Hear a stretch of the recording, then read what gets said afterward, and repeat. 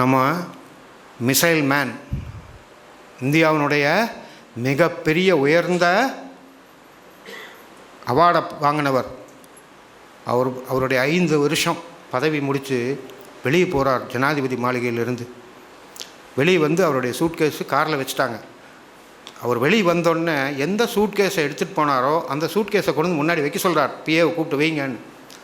எந்த தோட்டக்காரன் வந்து தண்ணி ஊற்றிட்டான், அவங்க வா இது மேலே தண்ணி தள்ளி, சார் இது நல்ல சூட்கேஸ் சார், உங்கள் பொருள் எல்லாம் இல்லை பரவாயில்ல, விலை இருந்தது, ஒன்றும் பிரச்சனை இல்லை, நீ ஊற்று தண்ணினார். எடுத்து தண்ணி ஊற்றுறார். இங்கே பார்த்துக்கா, இந்த மாளிகையிலிருந்து தூசு கூட நான் எடுத்துகிட்டு போகல, அதுக்கு தண்ணி தெளிகின்றார். ஒரு தூசு எடுத்துகிட்டு போகல. நமக்கு எந்த விஷயங்கள் உலகத்தில் எது நடந்தாலுமே வேறு யாருமே இன்சூரன்ஸ் கொடுக்க முடியாது, அதாவது அஷூரன்ஸ். இதை செய்தால் உனக்கு இது கிடைக்கும்.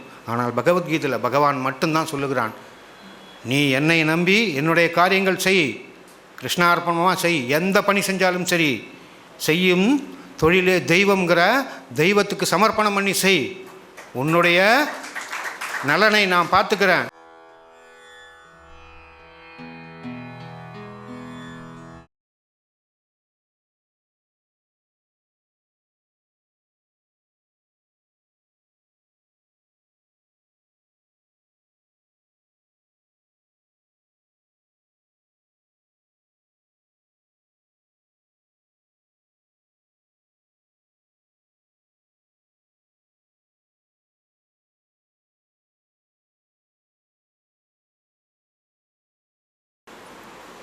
நம்ம மிசைல் மேன், இந்தியாவினுடைய மிகப்பெரிய உயர்ந்த அவார்டை வாங்கினவர், பாரத் ரத்னா வாங்கினவர். நமக்கு எல்லாருக்கும் மனதளவில் அவர் வந்தால் எழுந்து நிற்கணும். இல்லாமல் அவர் மறைந்தாலும் நம்முடைய மனசிலிருந்து 140 கோடி மக்களினுடைய மனசிலிருந்து மறையாத மாபெரும் மனிதர் நம்முடைய முன்னாள் ஜனாதிபதி டாக்டர் ஏபிஜே அப்துல் கலாம். அவருடைய பெயர் சொன்னாலே நமக்கெல்லாம் உடம்பில் புல்லரிக்குது. ஏன்னா அந்த மாதிரி முன்னாடி நம்ம யாரோ எல்லாம் சொல்கிறாங்க, இல்லை, முன்னாடி வாழ்ந்து மறைந்தவர், ஒரு பெரிய மாமனிதர், ஒரு புண்ணிய ஆத்மா. அவருக்கு முதல்ல நம்மளுடைய பிரணாமங்கள். அவர் பாருங்கள், ஜனாதிபதியாக பொறுப்பேற்கிறாங்க. அவருக்கு வந்து முதல்ல ஜனாதிபதி மாளிகைக்கு உள்ளே வரார். அந்த சம்பவங்கள் நம்ம படிச்சிருக்கலாம், இல்லைனாலும் ஞாபகப்படுத்துகிறேன். உள்ளே வரார் ஒரு தோட்டக்காரர். ஏன்னா பிரசிடெண்ட் ஆஃப் இந்தியானா புரோட்டோக்கால் எப்படி இருக்குன்னு நமக்கு தெரியும். இங்கேயே வட்டம் மாவட்டம் வரும்போது 3 கார் வருது, அப்புறம் அதை திறக்கிறாங்க, இதை திறக்கிறாங்க. ஆனால் ஒரு நாட்டினுடைய உயர்ந்த பதவியில் இருக்கிறவர் வரும்போது அந்த தோட்டக்காரர் வந்து அவருடைய கோட்டை எடுக்கிறார், கொடுக்க மாட்டேங்கிறார். ஏன்னா அவருக்கு அது பழக்கம் இல்லை. ஷூ எடுக்கிறார், கொடுக்க மாட்டேன்ட்டார். உனக்கு இது எடுக்குண்ணா, இதுதான் அரசாங்கம் என்ன இந்த பணிக்கு தான் நியமித்திருக்குன்னு, கொடுக்க மாட்டேன்ட்டார். இந்த பணிக்கு நீ இல்லைன்னு. என்னங்க வந்த அன்றைக்கே எனக்கு முதல்ல வேலைக்கு ஆப்பு வச்சுட்டிங்களேன்னு அப்படியே கேட்குறாரு அவர்கிட்ட. வந்த அன்றைக்கி இப்போ தான் உள்ளே வரீங்க, வந்தோடனே முதல்லையே எனக்கு ஆப்பு வச்சுட்டிங்களேன்னு. இல்லை, நீ இந்த பணி இல்லை, இதுக்கு முன்னாடி இருக்கிற கார்டனுக்கு தண்ணி ஊற்று, அதுதான் உனக்கு பணின்னு சொல்லிட்டு உள்ளே போயிடுறார். பாருங்கள், எவ்வளோ அற்புதமான மனிதன் நம்ம தேசத்துக்கு தலைவனாக கிடச்சிருக்காருன்னு நம்மளாம் தலைவணங்குறோம். அவருடைய 5 வருஷம் பதவி முடித்து வெளியே போகிறார் ஜனாதிபதி மாளிகையிலிருந்து. வெளியே வந்து அவருடைய சூட்கேஸு காரில் வச்சுட்டாங்க. அவர் வெளியே வந்தோடனே எந்த சூட்கேஸை எடுத்துகிட்டு போனாரோ அந்த சூட்கேஸை கொண்டு வந்து முன்னாடி வைக்க சொல்கிறார். பிஏவை கூப்பிட்டு வைங்கன்னு. எந்த தோட்டக்காரன் வந்து தண்ணி ஊற்றிட்டான், அவங்க வா இது மேலே தண்ணி தள்ளி, சார் இது நல்ல சூட்கேஸ் சார், உங்கள் பொருள் எல்லாம் இல்லை பரவாயில்ல, விலை இருந்தது, ஒன்றும் பிரச்சனை இல்லை, நீ ஊற்று தண்ணினார். எடுத்து தண்ணி ஊற்றுறார். இங்கே பார்த்துக்கா, இந்த மாளிகையிலிருந்து தூசு கூட நான் எடுத்துகிட்டு போகல, அதுக்கு தண்ணி தெளிகின்றார். ஒரு தூசு எடுத்துகிட்டு போகல. அவருடைய வழிகாட்டல் என்ன? நம்முடைய தர்மம் காட்டு. சிவன் சொத்து குலநாசம். சிவன் கோவிலிருந்து விபூதியும் கூட நம்ம வீட்டுக்கு கொண்டு போக மாட்டோம். நம்முடைய பெரியவங்கள் நமக்கெல்லாம் வழி காமிச்சிருக்காங்க. சிவன் கோவிலேருந்து ஏதாவது கிடைச்சது ஃப்ரீயாக கிடச்சுன்னா நாம் யாருமே வாங்க மாட்டோம். நம்முடைய பெரியவங்க நம்மளை அந்த மாதிரி டாக்டர் ஏபிஜே அப்துல் கலாம் அந்த சூட்கேஸ் எடுத்து வச்சு தன்னுடைய வாழ்க்கை முடித்தார். ஈரோடு பக்கத்தில் ஒரு வெட் கிரைண்டர், நான் பேரை சொல்லலை, ஒரு வெட் கிரைண்டர் கம்பெனி இனாக்ரேஷன். அவரை கூப்பிடுறாங்க ஜனவரியில். நான் இந்த மாதிரி கம்பெனிக்கு வரமாட்டேன், அப்படியே நான் உங்கள்கிட்ட பேசுனால அவசியம் வருவேன். ஜனவரியில் வரமாட்டேன், ஒரு 4-5 மாதம் கழிஞ்சு வருவேன், ஏன்னா எனக்கு பணி இருக்கிறதுனால. ஜூன் மாதம் பக்கத்தில் வரார்.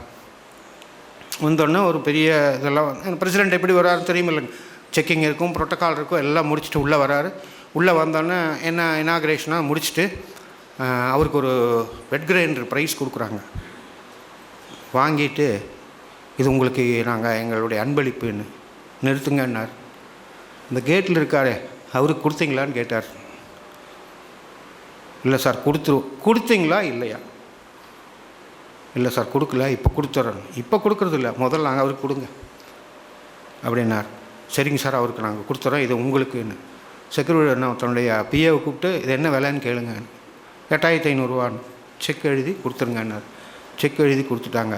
அவர்கிட்ட சொல்கிறாங்க, சார் இது உங்களுக்கு இனாமாக எனக்கு இனாம் வேண்டாம், ஏன்னா நான் ஜனாதிபதி பொறுப்பில் இருக்கிற, மாதம் நல்ல சம்பளம் வாங்குகிறேன், அங்கேயே இருக்கக்கூடிய அவனுக்கு கொடுங்கன்னு சொல்லிவிட்டு அவர்கிட்ட சொல்லிட்டு போகிறார்.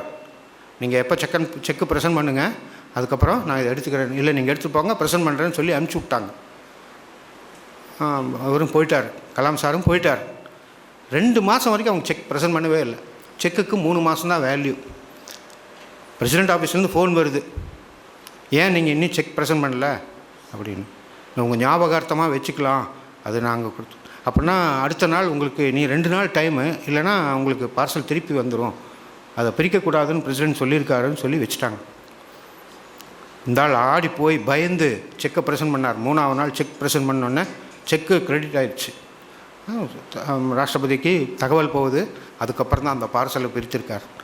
அந்த ட்ராவலிங்கில் அவருடைய டிரைவர் கேட்குறார், அவர்கிட்ட பிரசிடெண்ட்டுக்கிட்ட கேட்குறார், எங்க சார் அவங்களே அன்பாக கொடுத்தாங்க, சரி நம்ம தான் பணம் கொடுத்தோமே, ப்ரெசென்ட் பண்ணலன்னா பரவாயில்ல, நீங்கள் அதை வச்சுக்கலாமேன்னு. பாருங்கள் இவ்வளோ அற்புதமான விஷயம் சொல்கிறார் அவர். தம்பி, மகாபாரத கதையில் பாருங்கள் யார்கிட்ட சொல்கிறார், மகாபாரத கதையை எப்படி சொல்கிறார் பாருங்கள். மகாபாரத கதையில் இவர் பாண்டு என்பவர் தெரியும், மகாபாரதம் நிறைய பேர் படிச்சிருப்பீங்க. பாண்டுவுக்கு ஒரு சாபம் இருக்குது. ஏற்கனவே அவருக்கு 5 குழந்தைகள், அதெல்லாம் நமக்கு தெரியும். எப்படி தர்மன், அர்ஜுனன் அவங்கெல்லாம் இவங்களுடைய குழந்தைகள். இவங்களுக்கு குழந்தைகள், அதாவது ஃபிசிக்கலாக குழந்தைகள் வராதுங்கிறது அவருக்கு ஒரு முனிவர்கிட்ட கிடைத்த சாபம். இந்த மாத்ரியோட அவருடைய அண்ணன் தான் சல்லியன். நமக்கு நான் எதுக்காக உங்களுக்கு எக்ஸ்பிளைன் பண்ணுறேன்னா, கண்ணனுக்கு நிகராக தேரோட்டக்கூடியவன் சல்லியன். மகாபாரத போரில் கண்ணனுக்கு நிகராக தேரோட்டவன் சல்லியன். அவன் தான் கர்ணனுக்கு தேரோட்டி. அப்போது சல்லியனுக்கு தேரோட்டுறது ஒருத்தர் ஓட்டிகிட்டு இருந்தார். பாண்டுவோட யுத்தம் நடக்குது. யுத்தம் நடந்து அதில் பாண்டு ஜெயிச்சிட்றார். சல்லியன் தோற்றோன்னே கேட்குறார், தோற்று போறியான்னு. இல்லை நான் உங்களுக்கு ஒரு பரிசு கொடுத்துட்டு போகிறேன்னு சொல்லி சல்லியன் சொல்கிறார். சரி எந்த பரிசு? சரி பரவாயில்ல கொடுங்க. என்னுடைய தேரோட்டியை உங்களுக்கு நீங்கள் ரொம்ப விரும்பி அவன் நல்லா அழகாக தேரோட்டினான்னு சொன்னீங்க, தேரோட்டியை வைத்து கொள்ளுங்கள். அந்த தேரோட்டி வந்த உடனே தன்னுடைய இதை கலைச்சி பார்த்த உடனே உள்ளே இருக்கக்கூடிய அது ஒரு பெண், அவர் பேர் மாத்ரி. அந்த மாத்ரிக்கு குந்தி மகாராணிக்கு தெரியும். குந்தி மகாராணி எல்லா விஷயமும் தெரிந்தவள், அவள் கண்ணனுடைய அத்தை. ஆனால் மாத்ரி அப்போ வந்தனால அவங்களுக்கு கொஞ்சம் விஷயம் கம்மி. இவங்க 5 புதல்வர்கள் தெரியும். அப்புறம் மாத்ரிக்கு 2 குழந்தைங்க பிறக்கிறாங்க, அதெல்லாமே நமக்கு வரலாறு தெரியும். ஆனால் பாண்டு பண்ண மிஸ்டேக் என்னென்னா, 2 பேரும் ரொம்ப குதூகலமாக இருக்கும் பொழுது தன்னுடைய உறவு முறைக்காக மாத்ரியை தன்னுடைய கையால் ஸ்பரிசம் பண்ணார். பாண்டு மரணம். பாண்டு மரித்தார், அதோடு முடிஞ்சு. அதோட கலாம் முடிக்கிறார். பார்த்தியா, சும்மா ஃப்ரீயாக கொடுத்தான்னு வாங்கிட்டு வந்தான், என்ன நடந்ததுன்னு பார்த்தியா? யார்கிட்ட சொல்கிறார்? தன்கிட்ட கேட்ட கேள்விக்கு எதிலிருந்து விளக்கம் சொல்கிறார் பாருங்கள் டாக்டர் ஏபிஜே அப்துல் கலாம். அதுதான் இந்த தேசத்தினுடைய பெருமை. அதுதான் நமக்கு கிடைத்த ஒரு பெரிய மகத்தான மாமனிதன். நாம் அவரிடத்துல தான் இதெல்லாம் கற்றுக்கணும். இது பெரிய விஷயம். இதுக்கெல்லாம் காரணம் 2 விஷயங்கள் சொல்லி முடிச்சிடுறேன். விஷ்ணுகுப்தன், அவருடைய பெயர் கௌடில்யர். சந்திரகுப்த மௌரியருடைய பேரரசை நிறுவியவர். சாதாரண தக்ஷசீல பல்கலைக்கழகத்தினுடைய பேராசிரியராக இருந்தவர் ஒரு மந்திரியானார். அதுக்கப்புறம் அவருக்கு தலைமை மந்திரியானார். பிறகு குருவாகவே ஆனார். ஆனால் ஒரு அரசியலில் இருக்கக்கூடிய ஒரு அரசு அதிகாரி எப்படி இருக்கணும் வாழ்ந்து காமித்தவர் கௌடில்யர் என்று சொல்லக்கூடிய சாணக்கியன். அவர் அரசு பணியில் இருக்கிறார். 2 பேர் வந்து அவரை பார்க்க வராங்க. அவருடைய பர்சனலாக 2 விளக்கு எரிஞ்சிட்ருக்குது. 2 விளக்கு இருக்குது, ஒரு விளக்கு எரிஞ்சிட்ருக்கு. அவர் ஏதோ எழுதிட்டுருக்கார். அவர் உள்ளே வந்த உடனே தன்னை பார்க்க வந்திருக்காங்கன்னு உட்கார சொல்லிவிட்டு இந்த விளக்கை ஊதிடுறார். இந்த விளக்கை பற்ற வைக்கிறார். அப்போ வந்தவங்களுக்கு சந்தேகம், நம்மள அப்படி தானே, எப்படி தசரத மகா சக்கரவர்த்தி நைட்டு சொல்கிறார் ராமச்சந்திரமூர்த்திகிட்ட, நாளைக்கு காலையில் பட்டாபிஷேகம், இந்த தேசத்தினுடைய இளவரசன் நீ அப்படின்னு சொல்கிறார். நைட்டு காலையில் எந்திரிச்சு, சாமி அவ்வளோதான், நீயே புறப்படு. எங்கே? 14 வருஷம் புறப்படு சாமி. அப்போது நம்மளாக இருந்தால் என்ன சொல்லுவோம்? ஓ, அப்பாவுக்கு ஏதோ ஆயிடுச்சு மாதிரி இருக்குன்னு நினைப்போம். ஆனால் சாணக்கியன் அவர்கிட்ட தெளிவாக சொல்கிறார், இந்த விளக்கு அரசு பணத்தில் எரியுது, நான் அரசு வேலையில் இருக்கேன், இப்போ நீ வந்திருக்கிறது என்னுடைய வேலை, அதனால் இந்த விளக்கை பற்ற வச்சார். பாருங்கள் எவ்வளவு நுணுக்கமாக தன்னுடைய யாருடைய பணத்தையும் யாருடைய இதையும் அரசாங்க பணத்தையும் மிஸ்யூஸ் பண்ணக்கூடாது அப்படின்னுங்கிறத நமக்கு எத்தனை கிபி 4ஆம் நூற்றாண்டிலிருந்து வாழ்ந்தவர் சாணக்கியன் நமக்கு வழிகாட்டுறார். அடுத்து 2வது சம்பவம், நிறைய ஒரு திருடர்கள் வந்து கம்பளி நிறைய அடுக்கி வச்சுருக்கு. அங்கே வந்து திருடர்கள் திருட வர்றாங்க. திருடருக்கு எல்லாம் ஏற்பாடு பண்ணும்போது முன்னாடி ஒருத்தர் ஆள் நல்லா, நீங்கள் சாணக்கியனுடைய ஃபோட்டோ பார்த்தீங்கன்னா தெரியும், ஆள் நல்லா கம்பீரமாக இருப்பார். ஒரு கம்பளி ஒருத்தர் முன்னாடி படுத்திருக்கார். கம்பளியெல்லாம் அங்கங்கே ஓட்டையாக இருக்குது. படுத்து நல்ல குளிர்காலம், ஊசி குத்துற மாதிரி குளிர். நம்ம எல்லாம் நார்த் இந்தியா போனீங்கன்னா தெரியும், நாங்கள் இப்போ அயோத்தியா போகும்போது அந்த இதில் எல்லாம் பார்த்தீங்கன்னா அப்படியே ஊசி குத்துற மாதிரி இருக்கும் குளிரில் ஒருத்தர் படுத்திருக்கிறார். இவன் திருடரெல்லாம் எடுத்துகிட்டு அங்கே வந்து கேட்குறான்.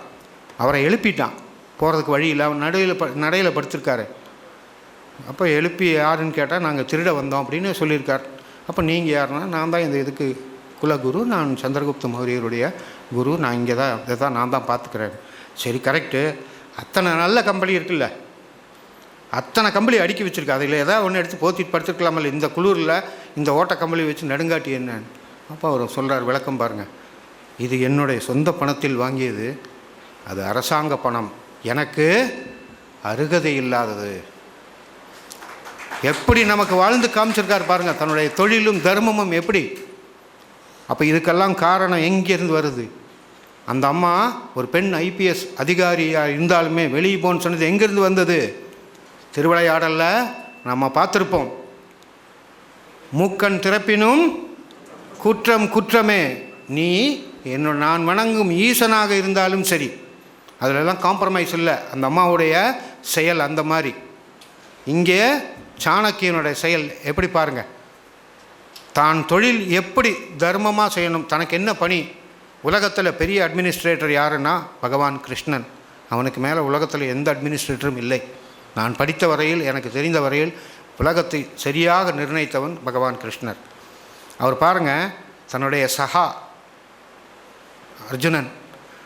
அர்ஜுனன் வந்து ஆரம்ப காலத்தில் கண்ணா கிருஷ்ணா போடா வாடான்னு கூப்பிட்டான்.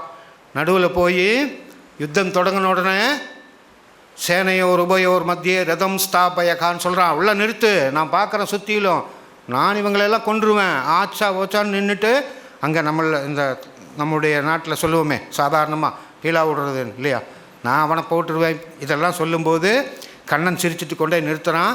அதுக்கப்புறம் என்ன நடந்தது, நமக்கு கீதை வந்தது. அப்படியே என்னால் முடியல கண்ணா, நீ எனக்கு குரு, நான் உனக்கு சிஷ்யன், எனக்கு எதா போதி அப்படின்னு சொல்லும்போது தான் ஸ்ரீமத் பகவத்கீதா உருவாகுது.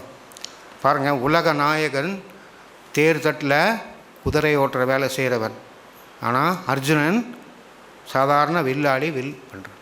இந்த பாசறைக்கு திரும்புவது என்பது சாயந்தரம் நம்மள நடக்கக்கூடிய யுத்தம் முடிஞ்சதுன்னா அன்னன்னைக்கு போய் இருப்பாங்க. அர்ஜுனன் போய் அவருடைய பாசறைக்கு போயிட்டார். கண்ணன் வந்து வண்டியை நிறுத்திட்டு, அந்த குதிரைகளை நிறுத்திட்டு, ரதத்தை நிறுத்திட்டு அந்த குதிரையை குளிப்பாட்டுறார். தடவி கொடுத்து குளிப்பாட்டி அதுக்கு வேணுங்கிற பணிவிடைகள் செய்துட்டு அப்புறம் அந்த குதிரைகளை நமஸ்காரம் பண்ணிட்டு போகிறார். இதை பார்த்துட்டு இருந்தவங்க கேட்குறாங்க, அவனே போயிட்டான், நீ டிரைவரு, நீயும் போய் ரெஸ்ட் எடுக்க வேண்டியதானே அப்படின்னு சொன்னான். நீ உலக நாயகன் எல்லாத்துக்கும் தெரியும், ஆனால் நீயும் போய் ரெஸ்ட் எடுக்க வேண்டியதானே அப்படிங்கிறான். அதுக்கு கண்ணன் பாருங்கள் எவ்வளோ அற்புதமான, நமக்கு எதுவும் தெரியாது, ஆனால் அந்த குதிரைகளுக்கு நாம் நான் டிரைவராக வந்திருக்கிறேன். நான் இப்போ செய்கிற பணி டிரைவர் பணி. அப்போ அந்த வண்டிக்கு என்ன வேணுமோ அது செய்ய வேண்டியது என்னுடைய கடமை. அதையும் நான் செய்தேன். யார் சொல்கிறா பாருங்கள், கீதாச்சாரியன் சொல்லுகிறான். நான் கடைசியாக இந்த விஷயங்கள் சொல்லி முடிக்கிறேன். நமக்கு எந்த விஷயங்கள் உலகத்தில் எது நடந்தாலுமே வேறு யாருமே இன்சூரன்ஸ் கொடுக்க முடியாது. அதாவது அஷூரன்ஸ், இதை செய்தால் உனக்கு இது கிடைக்கும். ஆனால் பகவத்கீதையில் பகவான் மட்டும்தான் சொல்லுகிறான், நீ என்னை நம்பி என்னுடைய காரியங்கள் செய், கிருஷ்ணார்ப்பணமாக செய். எந்த பணி செஞ்சாலும் சரி, செய்யும் தொழிலே தெய்வங்கிற தெய்வத்துக்கு சமர்ப்பணம் பண்ணி செய். உன்னுடைய நலனை நான் பார்த்துக்கிறேன் சொல்கிறான். எதுவாக இருந்தாலும் நாம் அனந்தியா சிந்தையந்தோமா யஜனா பரிபாஷதே தேஷாம் நித்யா அபியுக்தானாம் யோகக்ஷேமம் வகாமியகம். உன்னுடைய க்ஷேமத்தை நான் பார்த்துக்கிறேன், நீ அதை பற்றி கவலையே படாத. ஆனால் உன்னுடைய கர்மத்தை, உன்னுடைய கடமையை தினம் தினம் நீ சரியாக செய். நாம் தினசரி நித்திய கர்மங்கள் செய்யணும். ஸ்வதர்மான்னு சொல்கிறான் கீதையில். நித்திய கர்மங்கள், நித்திய கர்மம்னா என்ன? டெய்லி எழுந்திரிச்சு பல்லு தேய்ச்சா மோட்சம் கிடைக்குமா? கிடைக்காது. பல்லு தேய்க்கலைன்னா என்ன ஆகும்? பக்கத்தில் யாரும் வர முடியாது. தினசரி குளித்தா அடுத்தவங்களுக்கு நல்லது, நம்மளுக்கு இல்லை. அப்போது ஆரோக்கியமாக இருக்கணும்னு சொல்கிறதான் கடவுள் அதை சொல்கிறார். நித்திய கர்மம் தினசரி செய்யணும். ஆனால் நம்முடைய மனசு எப்பவுமே கர்மம் செய்து கொண்டே இருக்கணும். ஏதோ ஒரு வேலையை செய்து கொண்டே இருக்கணும். அதுக்கு தான் சுவாமி விவேகானந்தர் சொல்லுகிறார், நீ கீதை படிக்கிறத விட முதல்ல போய் கால்பந்து விளையாண்டுட்டு வா. அப்போ நம்ம உடனே நம்ம ஆளுங்க என்ன சொல்கிறாங்க, கீதை படிக்க வேண்டாம். இல்லை, சுவாமிஜி சொன்னது 45 நிமிஷம் விளையாண்டால் உன் மனசு ஒருமித்து இருக்கும். அந்த டிஃபென்ஸில் எப்படி கோல் போடணும், அந்த மனசு அப்படி இருக்கும். அதுக்காக அந்த விஷயத்தை சொன்னார். ஆனால் நம்ம தனியாக தவறான இன்டர்பிரிட்டேஷன் சொல்லி நம்மளை குழப்பிகிட்ருக்காங்க. இந்த மாதிரி தான் நம்மளுடைய தேசத்தில் இப்போ வரக்கூடிய விஷ விதைகள் குத்திகிட்ருக்குறாங்க.